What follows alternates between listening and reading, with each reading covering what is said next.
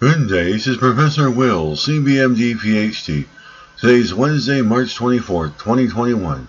It is 5:30 and 28 seconds a.m. Eastern Standard Time. Today's research, Nano Gate. So let's hop to it here. Shunting the Nano Gate. Date March 16th, 2021. Source, Osaka University. Summary. Scientists use circular gate electrodes set around tiny nanopores to hold particles just outside the opening, or make them pass through very slowly.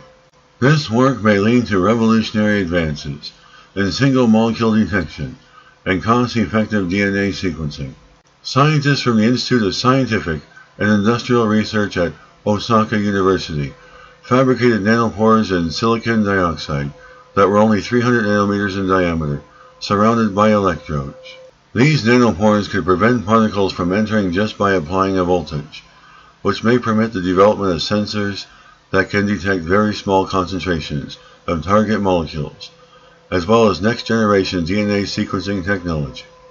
Nanopores are tiny holes that are wide enough for just a single molecule or particle to pass through.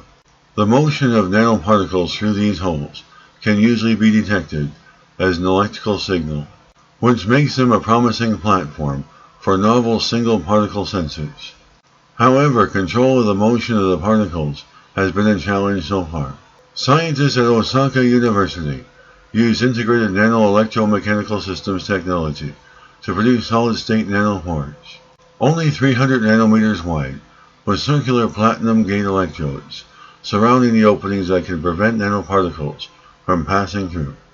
This is accomplished by selecting the correct voltage that pulls ions into solution to create a countervailing flow that blocks the entry of the nanoparticle. Single nanoparticle motions could be controlled via the voltage applied to the surrounding gate electrode. When researchers fine-tune the electro-osmotic flow via the surface electric potential. After the particle has been trapped at the nanopore opening, a subtle force imbalance between the electrophoretic attraction and the hydrodynamic drag can then be created. At that time, the particles can be pulled in extremely slowly, which may allow long polymers, like DNA, to be threaded through at the correct speed for sequencing. The present method can not only enable better sensing accuracy of sub-micrometer objects, such as viruses, but also provides a method for protein structural analysis. While nanopores have already been used to determine the identity of various target molecules based on the current generated, the technology demonstrated in this project may allow for a wider range of analytes to be tested this way.